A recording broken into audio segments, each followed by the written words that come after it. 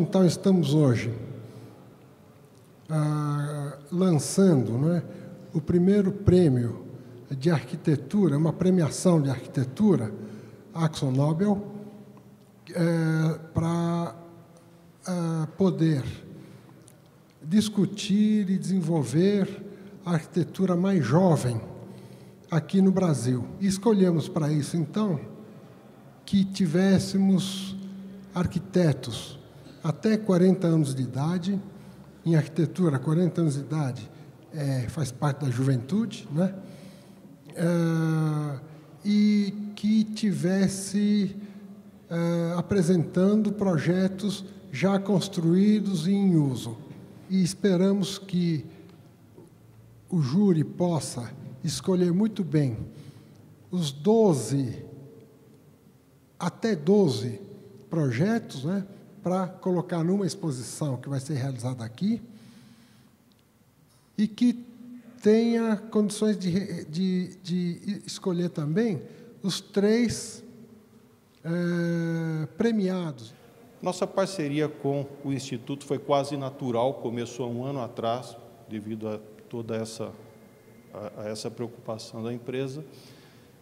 E começamos como patrocinadores institucionais, começamos a bolar esse projeto, a Fabiola começou com isso há cerca de um ano, e hoje o nosso objetivo é o desenvolvimento de jovens arquitetos e jovens talentos brasileiros.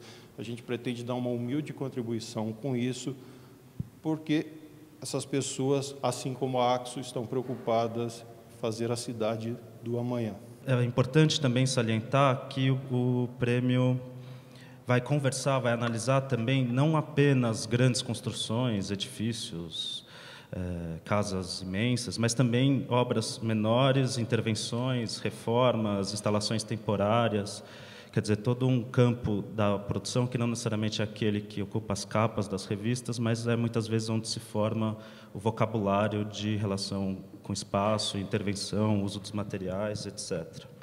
E por isso também a gente resolveu fazer um debate menos focado na admiração de grandes obras monumentais, etc., mas junto com pessoas que são bastante aptas em pensar o espaço, em elaborar estratégias de intervenções em espaços muitas vezes pré-existentes, de naturezas as mais diversas, desde o edifício da Bienal, né, um grande monumento feito por um dos principais arquitetos do país, até edifícios industriais, espaços naturais, etc., usando estratégias diferentes também para esses contextos bastante diferentes.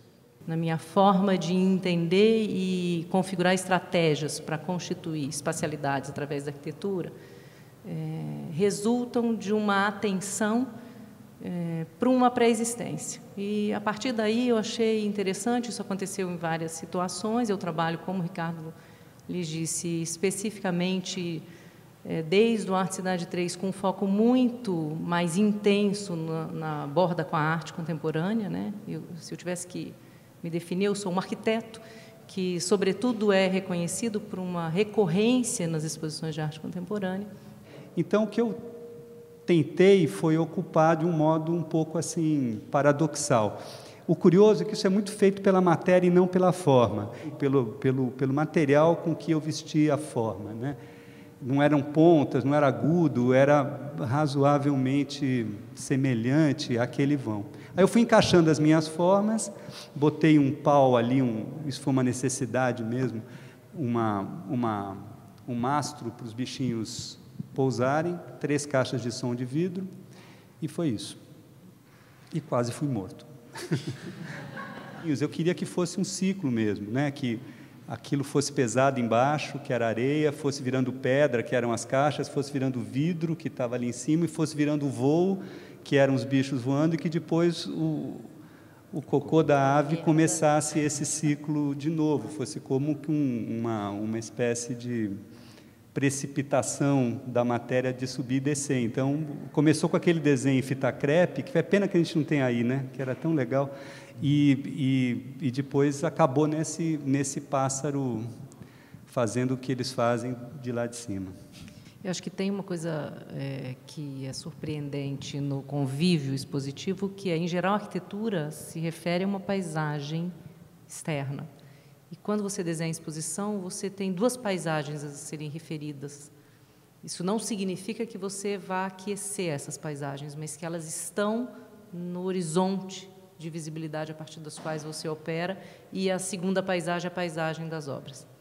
A Bienal, né? Durante a Bienal, não sei se eu te falei isso, Marta, que eu tive uma ideia ótima, mas não tive coragem de fazer. Mas a ideia, eu acho que era boa, me arrependo de não ter tido energia, que era o seguinte: quando tiraram os urubus, eu tive vontade, mas viu na hora, assim, de pegar, que nem no começo do Doce Vida, do Fellini, não tem aquele santo, assim, eu ia pegar um boi morto, botar num helicóptero e levar pela cidade de São Paulo até em cima da minha peça, no teto. Quer dizer, tá no meu espaço, tá certo? Tá naquele lugar onde estava a minha peça.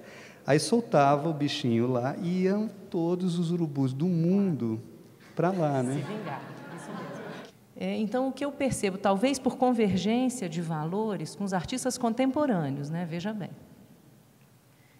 eles também buscam a perturbação desse campo ordinário, corriqueiro, que insufla os espaços. Então, eles mais têm, pelo menos a minha experiência, comemorado comigo, encontrar o código, por exemplo, na Paralela era isso, né? O código branco está lá, a parede, no momento em que você olha a obra, você encontra. Mas, se eu desvio olhar para o lado, eu vou poder, de repente, encontrar a trouxa do bairro colocada onde se deve, não numa parede impecável branca, mas grudada, como se tivesse sido resíduo de um território que estava lá.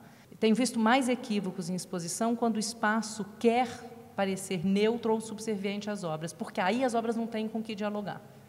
Mas, enfim, acho que talvez porque sejam valores comuns, né? O ruído é bem-vindo, né? O ruído fica lá, convivendo com a arquitetura estável, né? Agradeço muito a presença de todos, a paciência de estarem até agora aqui, a oportunidade que o Instituto e a Action Nobel propiciam da gente fazer esse debate e, sobretudo, é claro, a presença da Marta, a presença do Nuno, a generosidade dos comentários e a energia boa que eu acho que vocês trouxeram.